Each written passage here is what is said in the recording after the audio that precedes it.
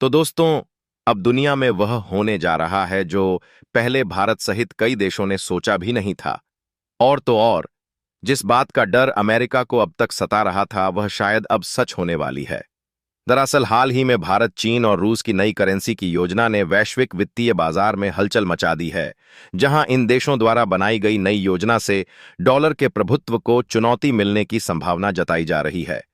लेकिन इस बीच अमेरिका ने एक बार फिर से ब्रिक्स देशों पर गंभीर आरोप लगाए हैं, जिससे अंतर्राष्ट्रीय संबंधों में और तनाव बढ़ने का डर है।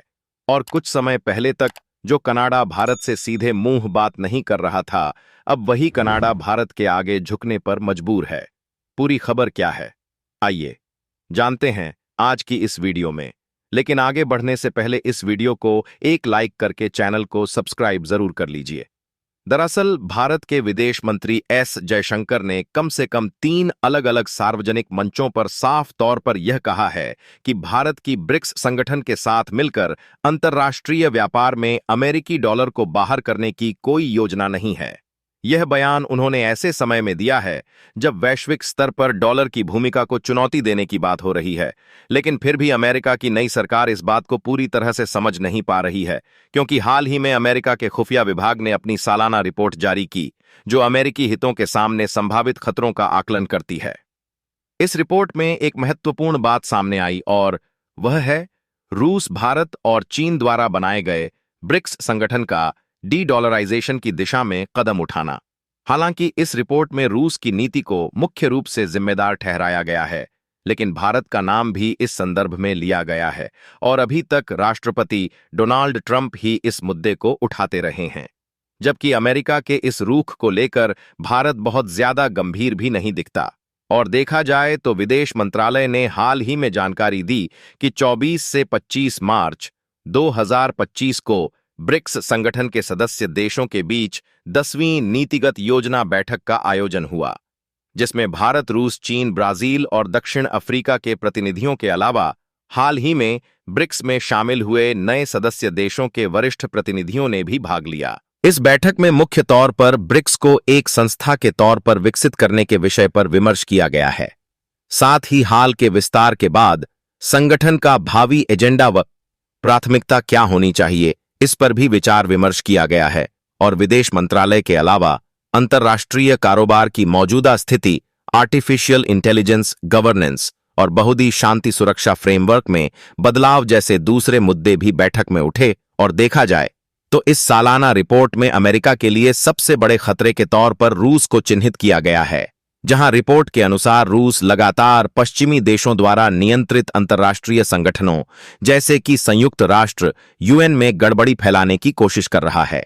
इसके अलावा यह रिपोर्ट यह भी बताती है कि रूस ने वैश्विक मंचों पर अपनी भूमिका को बढ़ाने और पश्चिमी शक्तियों के प्रभाव को चुनौती देने के लिए साजिशें तेज कर दी हैं, जिसमें ब्राजील, भारत, रूस, चीन और दक्षिण अफ्रीका की सदस्य वाला ब्रिक्स डी-डॉलराइजेशन की नीति को आगे बढ़ा रहे हैं। वैसे पूरी रिपोर्ट में भारत के लिए एकमात्र अच्छी बात यह है कि इसमें लश्कर-ए-तैयबा जैसे भारत विरोधी आतंकी संगठन को अमेरिका के लिए भी खतरा के तौर पर चिन्हित किया गया है और संभव है कि इन संगठनों के खिलाफ अमेरिकी एजेंसी का दबाव आने वाले दिनों में और देखने को मिलेंगे। लेकिन दोस्तों, आपको यह जानकर हैरानी होगी कि कनाडा और भारत के बीच रिश्तों में अचानक गर्माहट आई है, जिसका मुख्य कारण था ट्रंप की टैरिफ धमकी। क्योंकि जब खालिस्तान मुद्दे पर दोनों देशों के बीच तनाव बढ़ रहा था, तब अमेरिका के पूर्व राष्ट्रपति डोनाल्ड ट्रंप की व्यापारिक नीतियों ने कनाडा को भारत के और करीब ला दिया। लेकिन सवाल यह है, क्या यह बदलाव सिर्फ व्यापारिक दबाव का नतीजा है या इसके पीछे कोई बड़ी रणनीतिक वजहें भी हैं?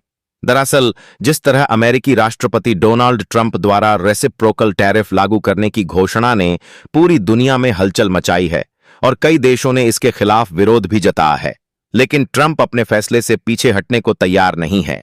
जबकि इस व्यापारिक दबाव के बीच खालिस्तान मुद्दे पर खराब हुए भारत और कनाडा के रिश्ते अब एक नई दिशा में आगे बढ़ सकते हैं, क्योंकि हाल ही में ट्रंप की टैरिफ धमकी से दोनों देशों के बीच तनाव के बावजूद इस हालात ने उन्हें अपने संबंध सुधारने का एक नया मौका दिया है। दरअसल 2 अप्रैल से प्रभावी होने वाले इस टैरिफ से भारत और कनाडा दोनों देशों को आर्थिक झटके लग सकते हैं, जिसके चलते दोनों देशों ने व्यापारिक सहयोग बढ़ाने का फैसला किया है ताकि अमेरिकी व्यापार निर्भरता से होने वाले नुकसान की भरपाई की जा सके। और अगर आपको नहीं पता तो बता दूं, साल 2023 में भारत और कनाडा के रिश्तों में उस वक्त खटास आ गई थी जब पूर्व प्रधानमंत्री जस्टिन ट्रूडो ने खालिस्तानी नेता हरदीप सिंह निज्जर की हत्या का आरोप भारत पर लगाया था, जिसके बाद दोनों देशों ने एक दूसरे के राजनयिकों को निष्कासित कर दिया, जिससे रिश्ते और भी तनावपूर्ण हो गए। लेकिन अब नए प्रधानमंत्री मार्क कार्नी के सत्ता में आने के बाद कनाडा ने भारत से अपने रिश्तों को सुधारने की दिशा में कदम बढ़ाए हैं और यह नई शुरुआत दोनों देशों के रिश्तों को फिर से मजबूत बनाने में कारगर साबित हो सकती है, क्योंकि यहां पर ट्रंप के नए रेसिप्रोकल टैरिफ से भारत और कनाडा दोनों को ही आर्थिक नुकसान का सामना करना पड़ सकता है। और अब ब्लूमबर्ग की रिपोर्ट के मुताबिक इन दोनों देशों ने अपने मतभेदों को दरकिनार कर अमेरिकी टैरिफ के प्रभाव को कम करने की एक साझा रणनीति पर विचार करना शुरू किया है, जिसको लेकर कनाडाई अधिकारियों का कहना है कि भारत के साथ बेहतर व्यापारिक संबंध अब कनाडा के लिए सबसे बड़ी प्राथमिकता बन गए हैं। हालांकि हैरानी वाली बात यह है कि जहां एक तरफ कनाडा भारत से संबंध सुधारने की कोशिश कर रहा है, वहीं इन कोशिशों के बीच कनाडा ने एक नया विवादित बयान दिया है, जिसको लेकर कनाडा के एक खुफिया अधिकारी ने दावा किया है कि भारत कनाडा के चुनावों में हस्तक्षेप कर सकता है और अब इस बयान से दोनों देशों के बीच फिर से तनाव बढ़ सकता है। लेकिन देखा जाए तो ट्रंप की व्यापारिक नीतियों ने भारत और कनाडा के बीच रिश्तों को एक नई दिशा दी है और अब दोनों देशों के बीच व्यापारिक संबंध मजबूत होने की संभावना बन रही है। हालांकि खालिस्तानी मुद्दे और राजनीतिक आरोपों की वजह से यह साझेदारी कितनी स्थिर और लंबी चलेगी, यह देखना वाकई दिलचस्प होगा। क्या दोनों देशों के बीच आर्थिक सहयोग इन विवादों से ऊपर उठ सकेगा या फिर पुराने तनाव फिर से उभरेंगे? यह सवाल आने वाले समय में निश्चित रूप से अहम साबित होने वाला है।